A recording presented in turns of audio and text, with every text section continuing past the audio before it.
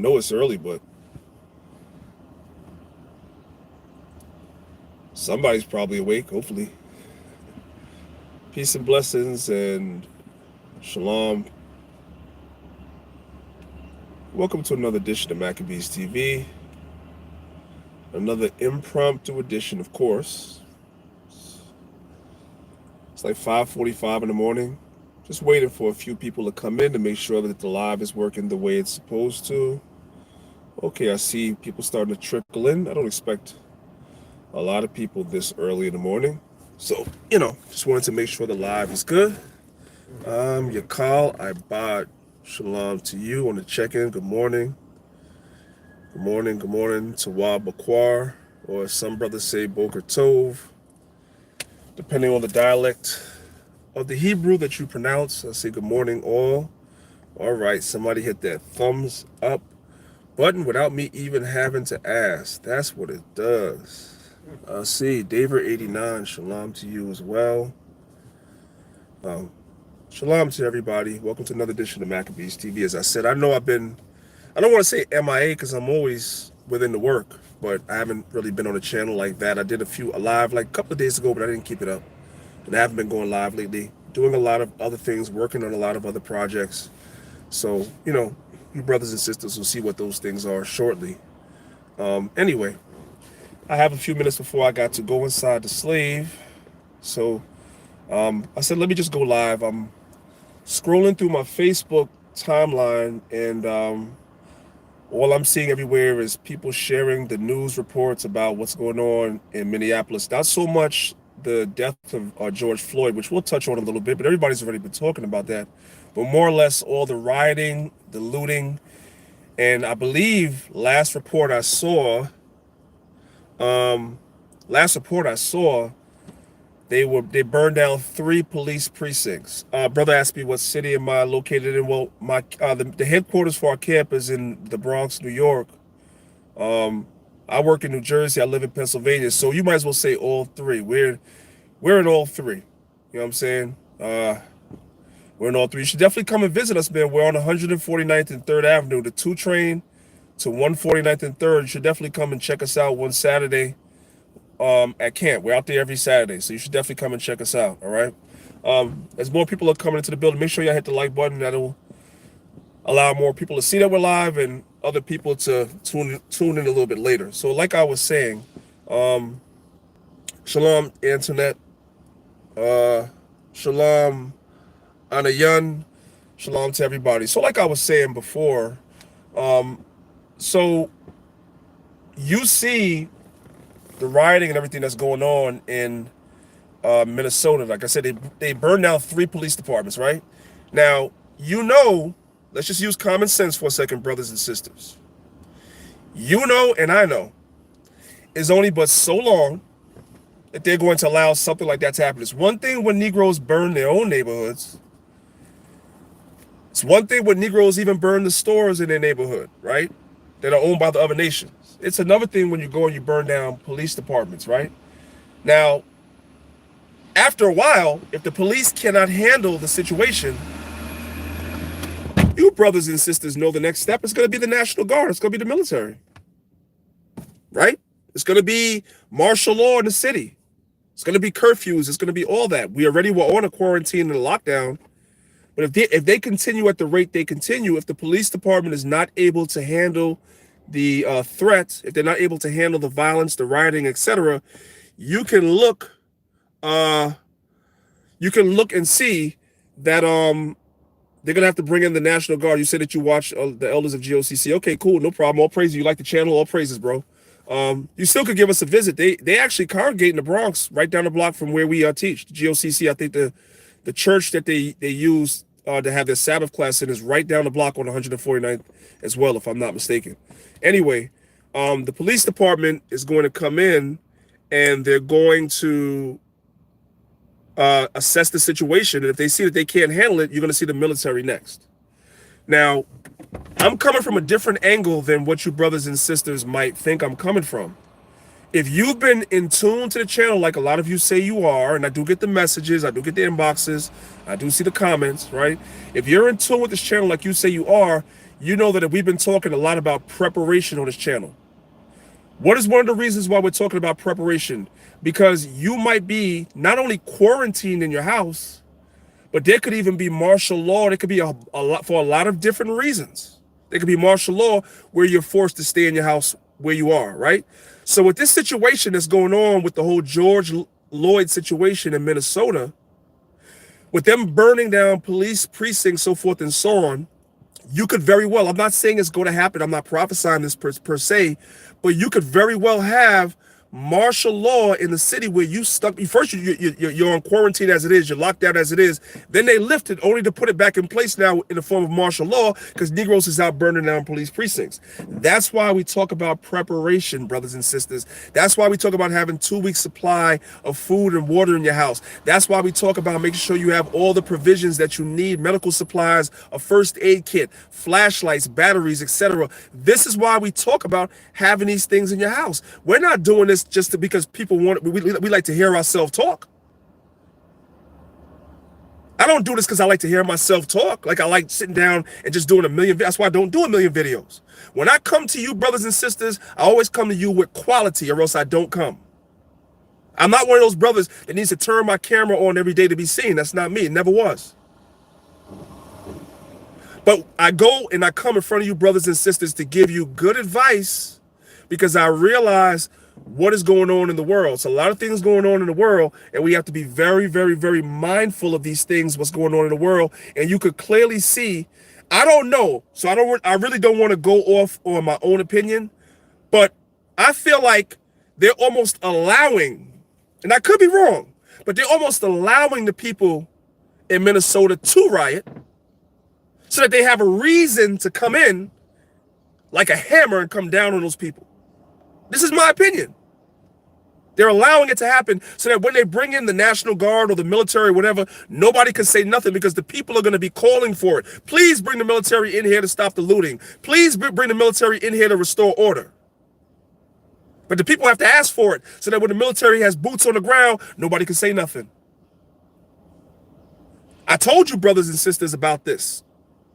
There's going to be civil unrest and riots because there's no food. There are food shortages, brothers and sisters. There are meat shortages. You're going into your supermarkets for the most part, depending on where you live, especially if you live in a large city or the inner city. You're going into your local supermarket and you're seeing the shelves emptier than you've ever seen them before. I'm not saying completely empty, but you're seeing them emptier than you have ever seen them before, depending on where you live.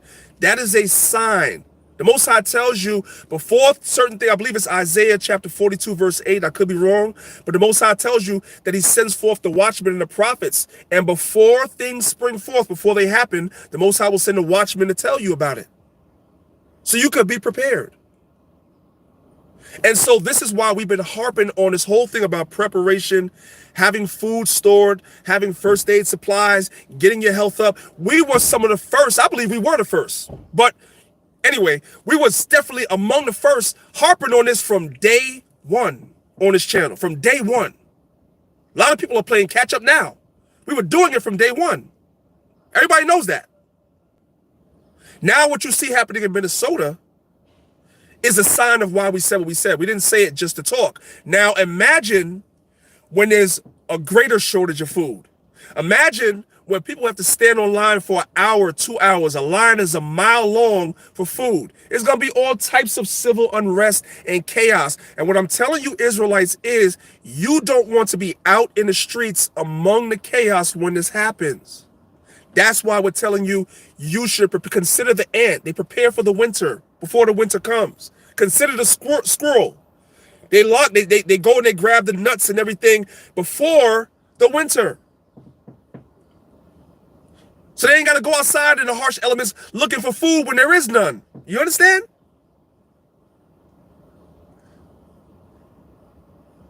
Somebody said, Antoinette said Minnesota, Arizona, and Cali all had riots. That's what I'm talking about.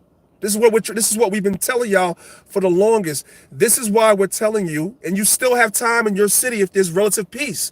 Make sure you have provisions in your house. You're not trying to beat prophecy. You're not trying to circumvent the Most High. You're being told this because there's going to come a time where you can have a choice whether you want to go outside to the store or not, because there's unrest in your city. So it might be safer for you to stay home, so you don't get caught up in whatever's going on out in the streets. That's why we say what we say. And should no Israelite be out there in Target or in Walmart or any place else looting? Because if you're doing that, chances are you're going to get there when the police get there, because you ain't supposed to be doing that. We're not supposed to be a part of all the chaos that's going on in the society. The Most High set us apart. The Most High sent forth the watchmen to warn. And once we warn the people about what's going to happen, then when the Most High's judgment is coming down, we're supposed to stay as far away from that as possible.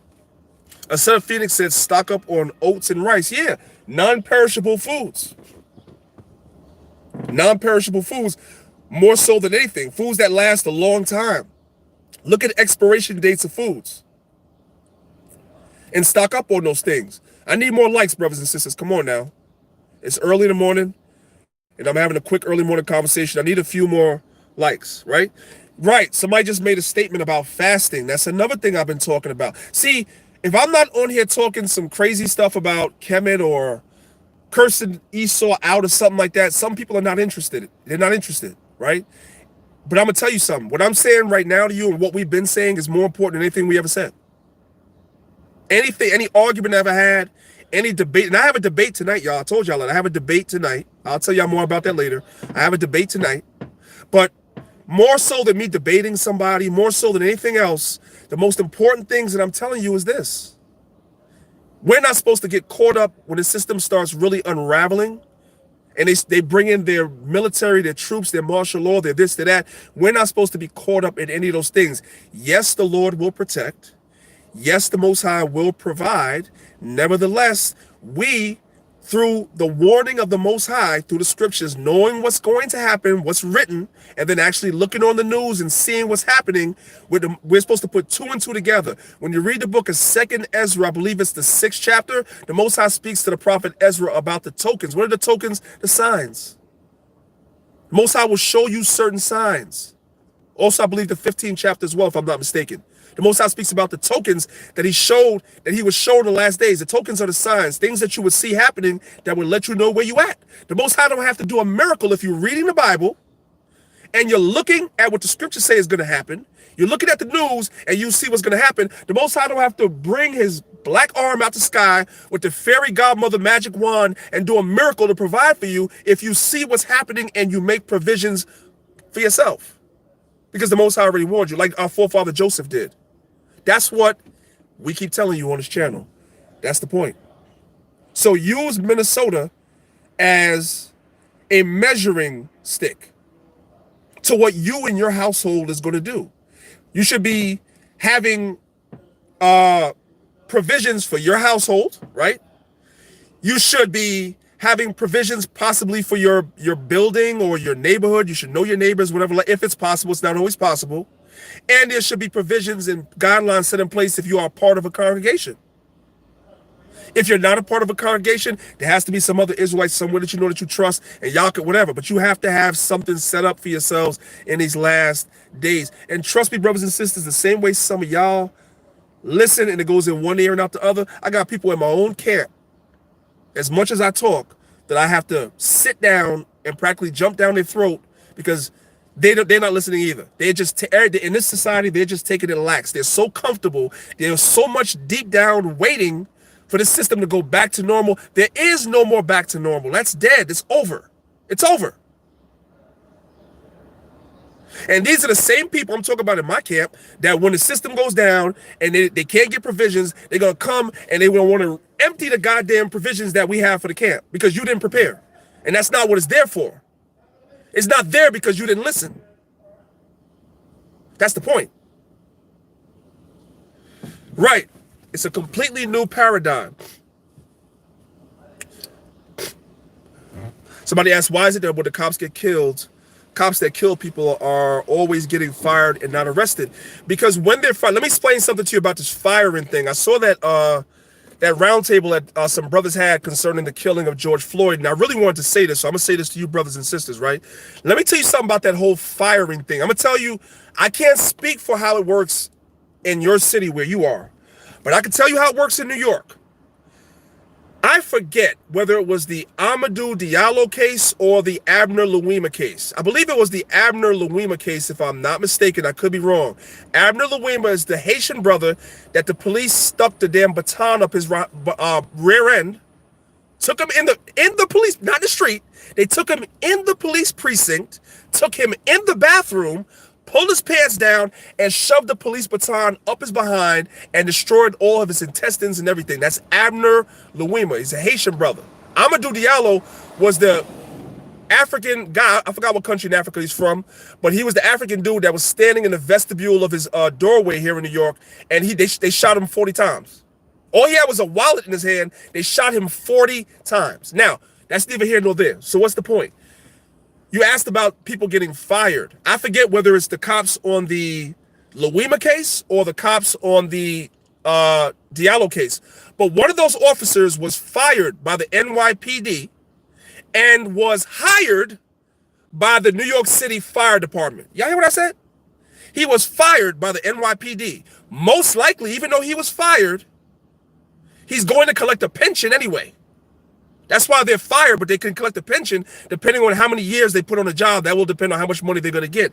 And on top of that, he was rehired by the fire department. So that was a handshake, wink, wink deal here in New York.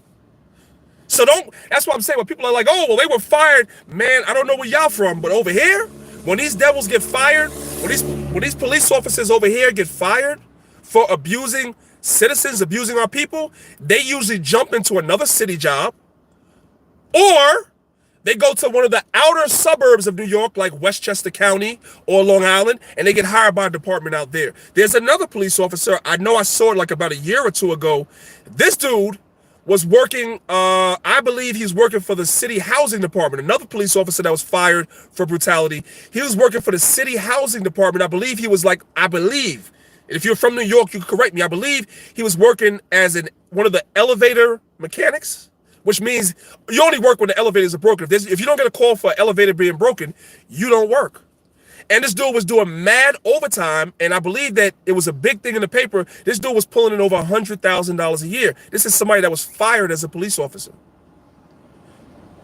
Wink, wink, handshake deal. Somehow or another, he bypassed everybody else that was waiting on a city job, a housing job, bypassed everybody, got hired, and was making over $100,000 a year. Okay? So for everybody that's getting excited about this dude getting fired, you are crazy. This is still America. This is still hell. This is still our captivity. Right, they get fired. Exactly, that's what I said. They get fired in whatever city that they live in, and they go to the suburbs, and they get hired. And by the way, in case you didn't know, and again, I only speak for what I know. I don't speak for what I don't know. Here in New York, that the police officers in the suburbs get paid almost double what NYPD officers get paid. So you get fired from the NYPD for brutality, for murder, whatever, and you go to the suburbs and get hired for more money than you were making as an NYPD officer. Okay? Welcome to Babylon the Great. I need some more likes, y'all. Come on, man. Let's get some more likes up in the house. Let's get some more likes up in the house, please, brothers and sisters. All right, so I just wanted to touch on the subject because I really didn't do a live. Like I said, I haven't really been going live on a channel like that lately. I've been taking care of a lot of other things. Some of the things I've been taking care of is exactly what I'm talking to you brothers and sisters about. Making preparation, making concessions, so forth and so on for the congregation, the people that's a part of the Lions of Israel, doing certain things like that. And then I can focus more back on what's going on outside. But a lot of people, even within this congregation, is not doing what they need to do in these times. I wonder what Bible you're reading, what classes you're sitting in. I don't know, because you waiting for America to go back to go back to normal. I'm wondering, do you even believe in this truth? I don't give a damn how many classes you come to. I don't give a damn how much you come to camp. If you're in this camp, knowing how I talk, and you're waiting for things to go back to normal, I wonder, do you even believe? Seriously, you can't be serious. So again, look at what's going on in Minnesota, brothers and sisters, and prepare yourselves for something like that happening in your city, and make sure you have provisions so that you don't have to leave the house if there are riots in your city. It doesn't have to be if they're burning things down, so forth and so on. It doesn't have to be that there's a police shooting or killing in the city. It could simply be for lack of food and water, which is coming. None of you could ever say you didn't get warning. If you watch this channel enough, you have had ample warning, not from me, from the Most High, because what I'm saying is all in the scriptures. It's all in the scriptures. Okay? All right. Shalom to everybody that's hitting the shalom. I still don't have enough likes, but I'm about to stop begging. Come on, y'all. Y'all know what it is. Let's talk about something else before I go, because I got to go inside. This is a quick live. So I have a debate today, right? I got the phone call, and there's a Christian that wants to talk about, I don't even understand, like, what Bible you Christians are reading. A Christian wants to have a conversation about whether God is the God of the whole world or Israel. Man, you already lost before you start. Are you kidding me? But you want to have that conversation, no problem. And he wants to talk about, what else? The virgin birth. Okay. So we're gonna have that conversation later on, so y'all can look out for that. I'm definitely gonna have. I haven't wet my sword in a long time. I got the blood on my sword is dry. I haven't wet my sword on a Christian. We do it when we go to camp, but I don't count that. Everybody else in Israel been taking heads off, man, and I kind of been just doing a lot of other stuff, talking to y'all about history all the time, and history and more history and all that other stuff. So I'm gonna take a break to deal with some Christians. Because you Christians are Uncle Toms, right? Did y'all, by the way, right? Did y'all hear, I heard this, I didn't notice, shout out to Captain Cesariak, I didn't notice. Y'all saw that video that went viral of that woman in Central Park here in New York that had her dog off the leash, and the dude was filming her, and she called the police and lied and said that he was trying to hurt her. He was trying to attack her and her dog. Y'all saw that video, right? It came to my attention, according to what Captain Tazariak said, and maybe y'all saw it too. That dude that by the way, if the police, listen, this is New York. Police department kill unarmed black people all the time. All the time. Okay? And they get off. So she played with his life. And this dude, this Uncle Tom, he's an Uncle Tom, like a lot, like most Christians are. Like Botham's John's brother was. This Uncle Tom dude is going to turn around and say, basically, in a nutshell, he forgives her. Like, don't bother her, don't give her a hard time, all the stuff like that. He's asking people not to bother her or give her a hard time, and he forgives her. What's wrong with black people, man? What's wrong with black people? What's wrong with black people? That's what I want to know, seriously. And you know what? He's not the only one, because I'm going to tell you something. Had Botham John lived, this is what a lot of y'all don't know. Had Botham John lived, right? My understanding from listening and researching a lot is that Botham John was an Uncle Tom too. Now, granted, we all was mad that he was killed. The devil, Amber Geiger, went into his house, said she was in the wrong apartment, and shot him in cold blood. But had he lived, he probably would have said he forgave her too. Look at his brother. Look at his mama. Look at his daddy. Y'all think he was different? Y'all think he was different? I don't think so. This dude didn't get killed, and look what he's doing. The bitch tried to have the damn cops come, and hopefully she was hoping that the cops would have put their knee on his neck like they did George Floyd in Minnesota. That's what she was hoping for. And this coon turns around and says he forgives her. That's the mentality that black people have, and Christian black people, to be specific. So Christians can't tell me nothing. You can't tell me nothing, man, at all.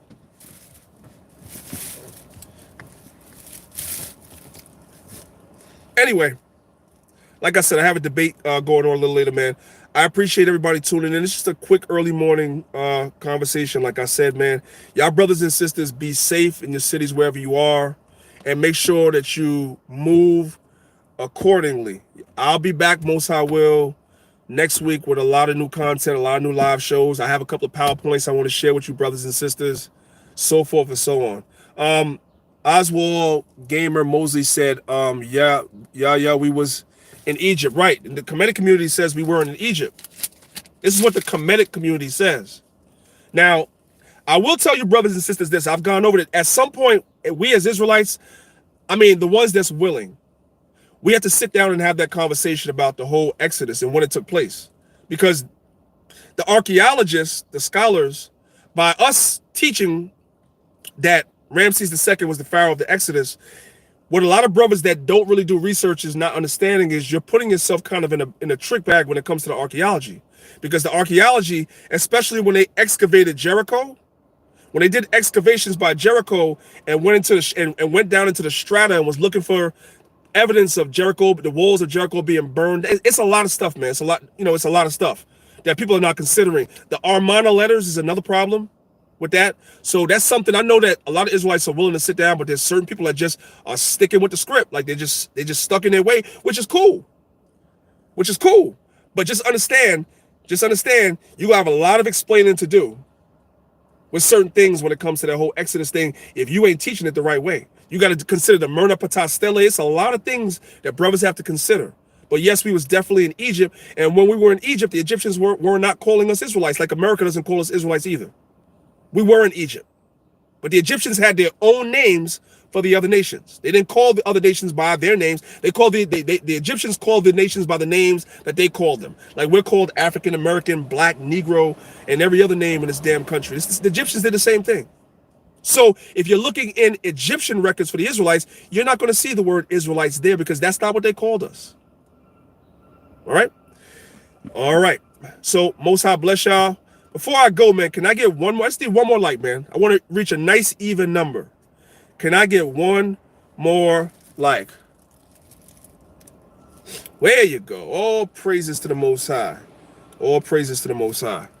Yeah, Josephus is good. But when dealing with Josephus, now y'all going to get me into this whole history thing. When dealing with Josephus, though, brothers and sisters, be careful because certain parts of Josephus are what they call interpolations. They're interpolations, meaning not everything in the Josephus that we have today, Josephus wrote. There are later Christian interpolations, meaning certain people came later and added to the writings of Josephus, and it's all labeled Josephus writings, but there's certain interpolations that were put in there later. So we have to be very careful when we're dealing with the writings of Josephus or any extra biblical sources for that matter, especially when we're not dealing with the primary. The primary of Josephus would be in its original language and on the original papers that it was written. Everything else is like a secondary and a third source, plus it's translated from one language to another. So we have to be very careful when we're dealing with Josephus. And Josephus has bones in it too, especially when you go back to the early portions of Josephus, like dealing with Adam and a bunch of stuff. There's bones in there. So you have to be very, very careful when you're dealing with Josephus. I like Josephus later when he's dealing with, when he's talking about what he actually witnessed during his time, even during the time of the Greeks, right? I like that portion more than I like when he's talking about early, history of the Bible, Adam, Abraham, stuff like that. I read it. But some things that he says I take with a grain of salt because we really have no primaries to back it up. You know what I'm saying? So just be careful with that. All right? And that's pretty much it. Let me see. What time is it? What time is it? Up at 6:15. That means it's time for me to go. Now y'all coming in more. Well, the Most High bless y'all and keep y'all. Like I said, everybody be safe. This is your brother Priest Dan, Lions of Israel, Maccabees Lions Council. I've been on here for 30 minutes. Only meant to be on for 15, but I never keep my time. It's all good. Jimmy Nichols, shalom to you. Anybody else? Who did I miss? Nugget. T-Mat Visions. I think I got everybody. Michael Rivera. You Can Hate Me Now. Nunia Business. Yeah. Darash Amath. Everybody. Shalom to you all. I am out of here.